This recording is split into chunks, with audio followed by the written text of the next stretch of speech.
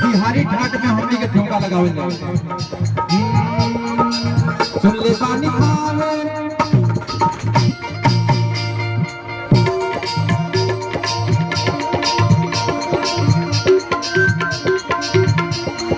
बिल्कुल बिहारी ठाट में सैया जी नहीं है आए और ठुमका लगा कैसे के बा ए सुन तड़ू का जी सुने ले के बड़ा बिहारी बाउर हुआ सो ये की कहेगा रो रही पन्ना पक्का काहे से हमार बिहार में घर हो बिहार में घर हो ससुराल हो।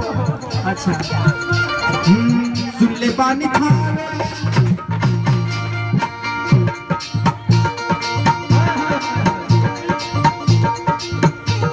बिहार के नाम लेना तो बिहार में ठुमका लगेगा।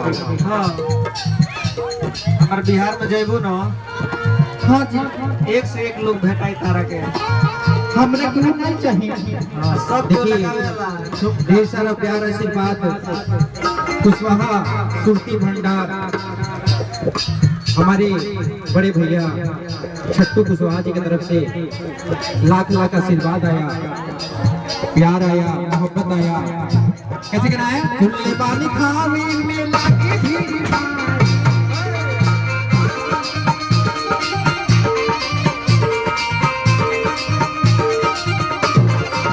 तू नहीं जइबो पैया झोल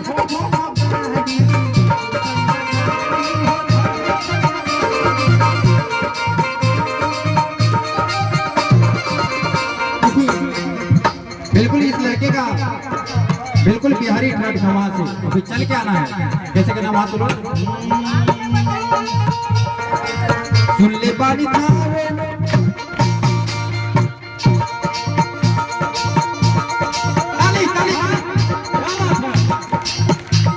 और मैं ही असल बात है इनका है कमर हमरा है कमर। हाँ हमारा कमरा है इनका कमर है। अब बिल्कुल तुम जब ऐसे करके चलते हो ऐसे देखो जा कमरा डोलता हवा लगता है हवा लगता यही से कहते हैं रामदेव बाबा के योग करो बगनाती रामदेव बाबा का योग करी नहीं ले पानी था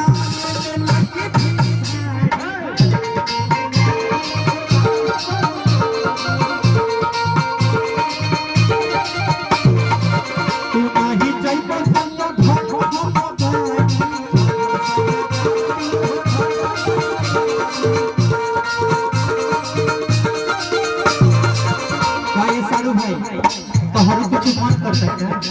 मन करने करा दी आधी राती के देखो तो हर साउंड बहुत बढ़िया पकड़ के जाए खातिर और हम अगर आपको मर्द बना लेंगे ना तो भाई सर दर्द हो जाएगा, सब कुछ हो जाएगा।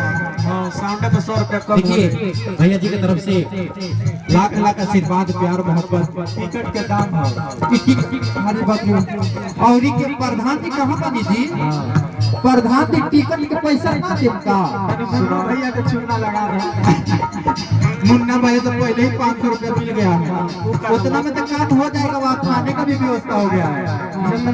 सुन ले पानी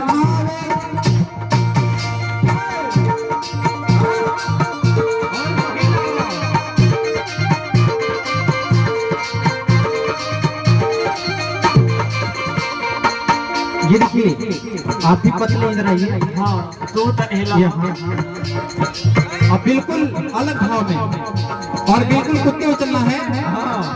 सुन ले पानी था